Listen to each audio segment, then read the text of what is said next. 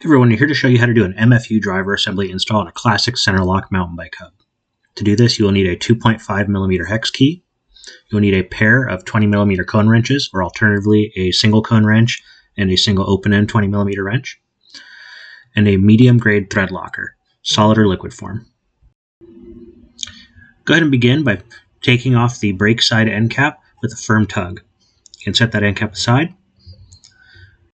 Next, locate the pinch bolt through the small hole in the Centerlock brake flange. Use your 2.5mm hex key to loosen.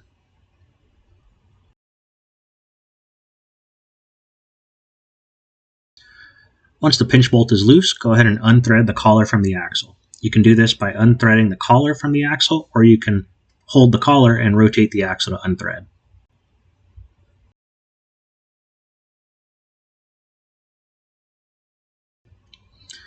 Once unthreaded, you can go ahead and slide off the end of the axle using your fingers. At this point, you can push on the axle and remove the entire drive side assembly in one complete unit. At this point, you want to wipe off any dirt or debris that may have collected inside the labyrinth seal before installing your new MFU kit. Once that's clean, you're going to start with the new axle, install to the center of the hub. Secondly, take the driver and install using a freewheel motion or backwards rotation into the hub assembly. Next, take your free hub body that is pre-greased and slide onto the splines of the driver. Lastly, take your drive side end cap and pop into place on the drive side of the axle. Your next part is going to be the dust cover on the brake side. This is a small flat washer that goes onto the axle over the face of the brake side axle bearing. Go ahead and slide that on into the hub until it contacts the bearing. Next, you want to prep the preload collar for install. Go ahead and unthread this collar completely and apply a small amount of medium thread locker onto the threads.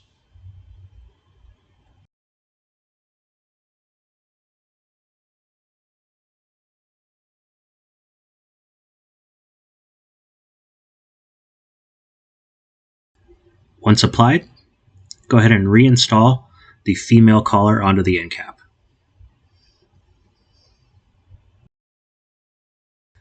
Thread the female collar until you feel it bottom out into the end cap. At this point, you can install it onto the hub and prep to load the hub into your frame or a bearing press for preload adjustment. Go ahead and install the hub into your frame or bearing press and tighten the through axle or through bolt to riding torque spec. It is important to perform the preload adjustment at this torque spec to ensure proper preload on the bearings.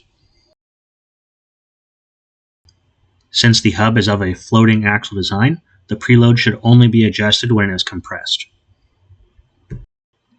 Now you'll notice the hub has side-to-side play. You want to go ahead and pull the hub to the drive side of the bike. Then take a 20mm cone wrench and adjust the inner preload collar on the end cap. Tighten clockwise.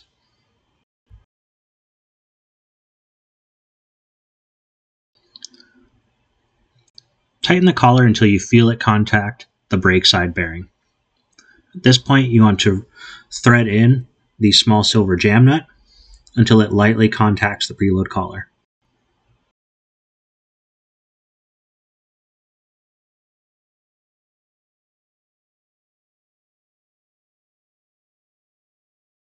Once touching, use a cone wrench to hold the inner preload collar and use your second wrench to tighten the jam nut against it.